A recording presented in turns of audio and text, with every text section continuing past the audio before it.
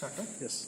So see students, so this is the raw material which you have given to you all. Okay, so for there is a some of the calculation part is there. I will give in the Zoom class the calculation part regarding the forging, how to identify the losses and everything is there. According to that finished product, so see what is the procedure.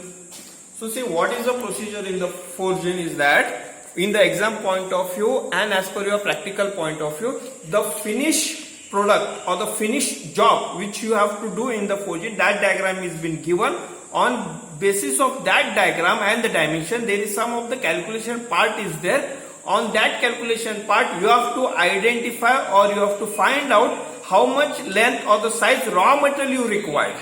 Okay, the raw material size is not given initially, only the finished workpiece size and the dimensions have been given. So there are some calculation part. I will in the Zoom class I will explain the each and every calculation of each and every job, okay, in the forging, how to identify the raw material size.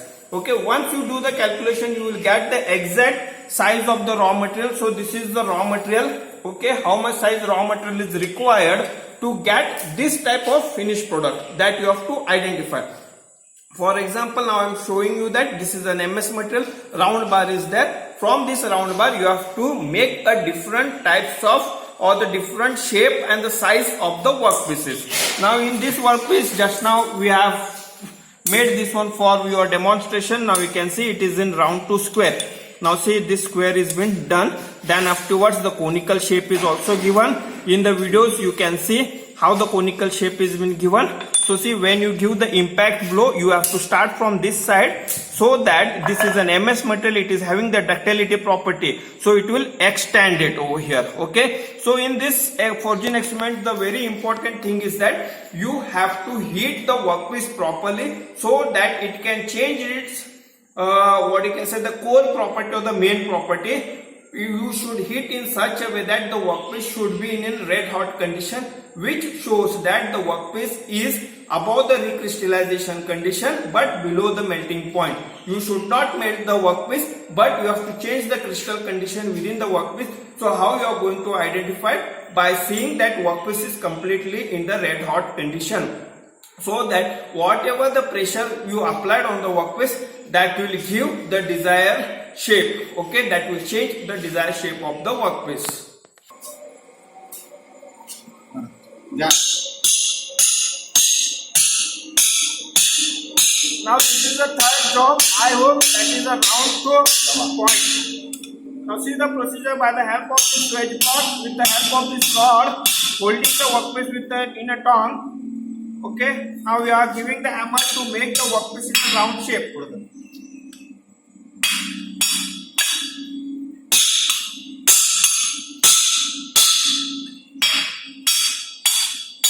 Now we are going, now see how the workpiece is changing from the square to round it is.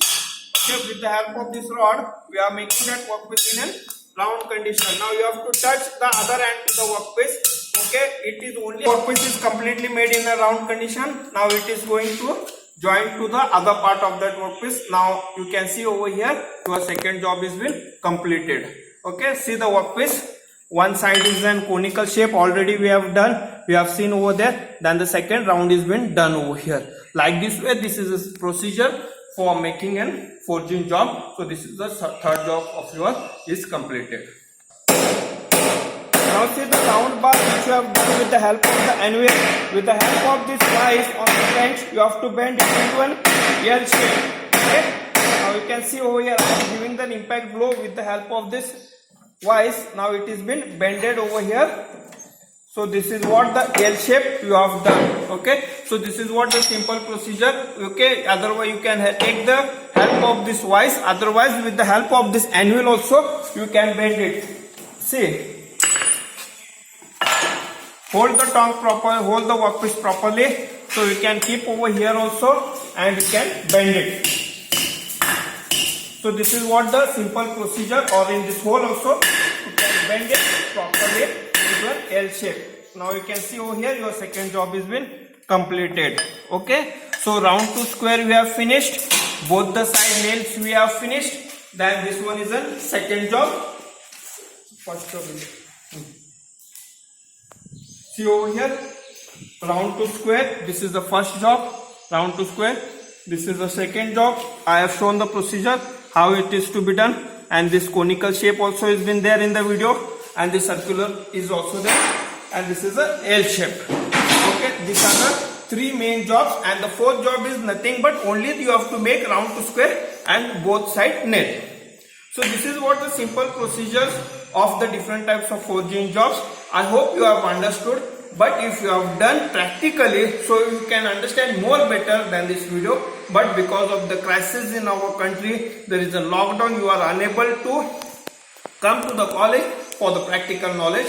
So from the college part and from our duty is that to send you the sum of the procedure and the idea in sitting in your home for your futures or for your academic activities. So this is the simple procedure I have tried to show you or to instruct you. Please go and follow this instruction and go through the manual readings. In the Zoom class, I will explain you each and every calculations of each and every job, how to identify or how to calculate the raw material size to get the finished product or the finished workpiece. Thank you to all for observing this video.